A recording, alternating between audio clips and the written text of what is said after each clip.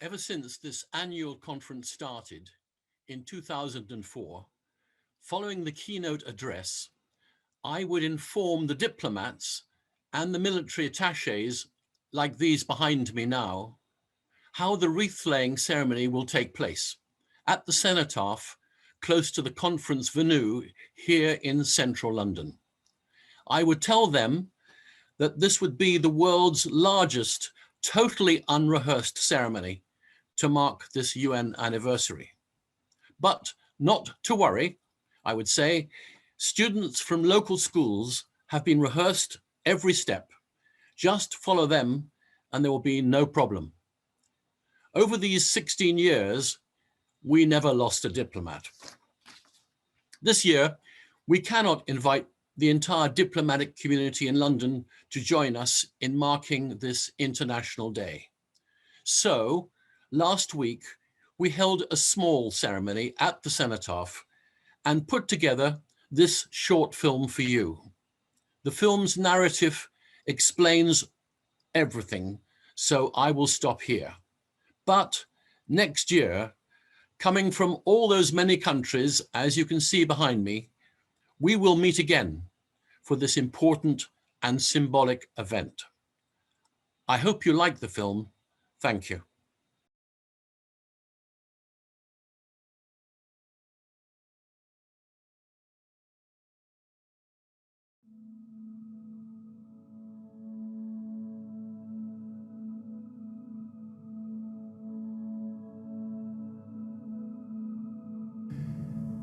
In 2003, the United Nations General Assembly agreed to mark 29th of May as the International Day of United Nations Peacekeepers, the date in 1948 when the first UN peacekeeping mission was established. Since then, on this day, round the world, we pay tribute to men and women from 122 nations who today are serving in United Nations peacekeeping operations. Among them are British troops now serving in Mali. Women are playing an increasing role in UN peacekeeping. The UN Security Council has now called for doubling the number of uniformed women in peace operations by 2028.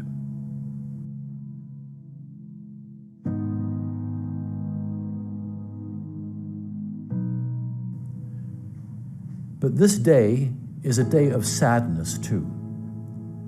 We remember those who have laid down their lives in lands far from their own in the service of peace. More than 4,000 have died. They came from more than 100 nations. They are mourned in every one. They chose to serve their country. Their country chose them to serve the world, to serve us. All died in a country with which they had no dispute. Mourned by mothers, fathers, widows and family, we mourn them too, for each might have been one of our own. Anything we can do to allow them to live a normal life free from fear of rape, murder or robbery is a success for us.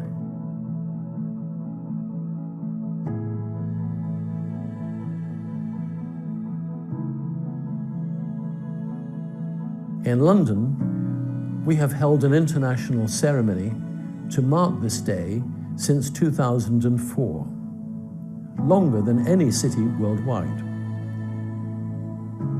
Here, in 2013, diplomats from many countries lay wreaths, not only for those who their own country has lost, but for all who have lost.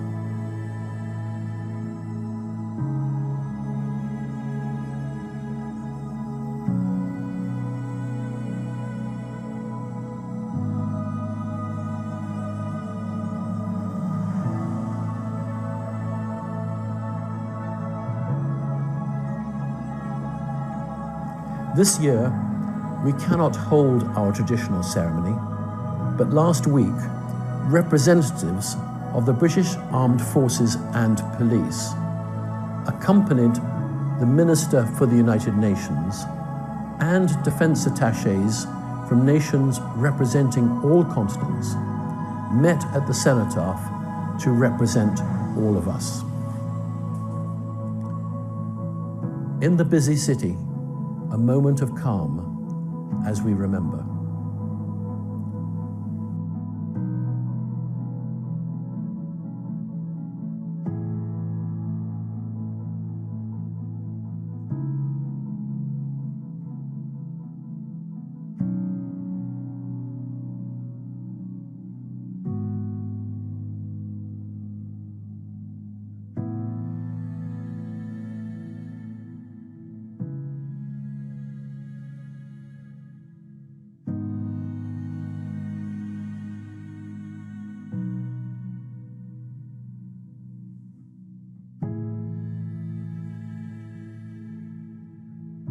And we thank the embassies and high commissions who are joining today's conference on peacekeeping, and those which have done so in the past.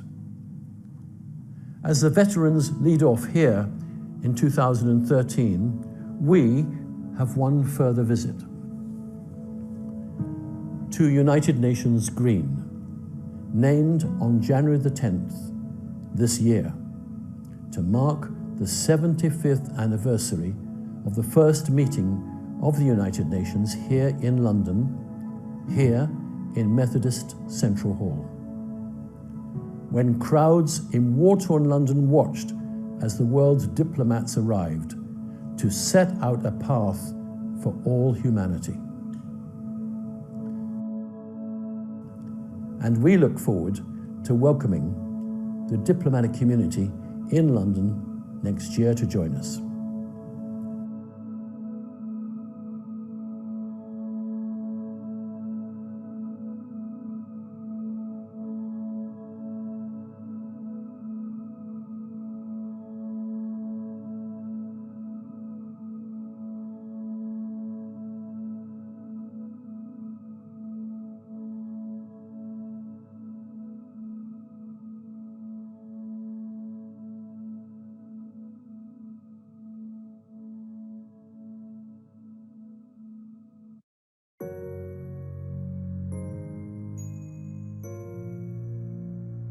Now students from 2 nearby schools, who each year help with our traditional wreath-laying ceremony, can meet each other for the first time for their own wreath-laying ceremony, the first at this important new London landmark.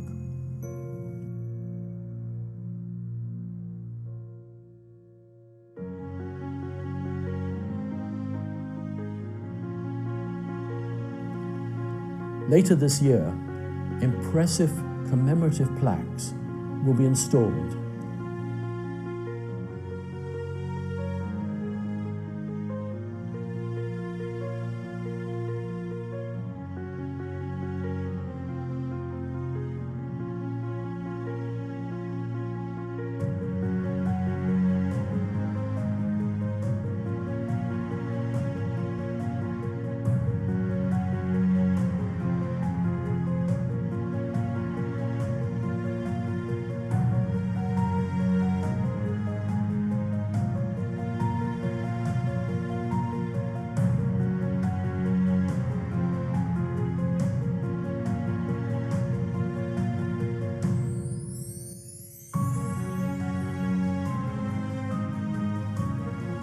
Now, we return to our homes and to our loved ones, to our work and our colleagues.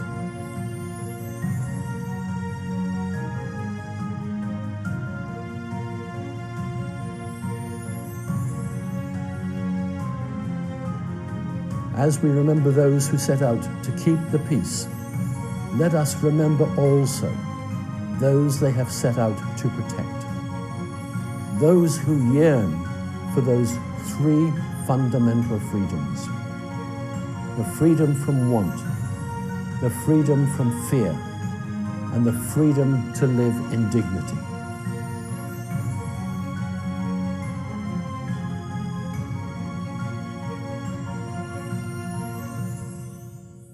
and that one day, in lasting peace and in that larger freedom, they also may say, as we here can say, we too are the peoples of the United Nations.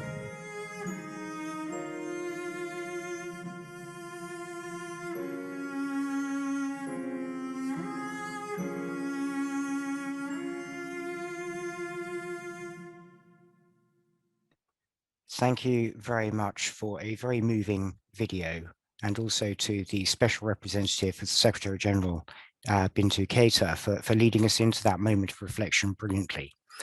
We're just about to take a short break to allow us a little bit of further reflection and for people to refresh themselves mentally before we move into the final panel of the day, which will be looking at the future of peacekeeping.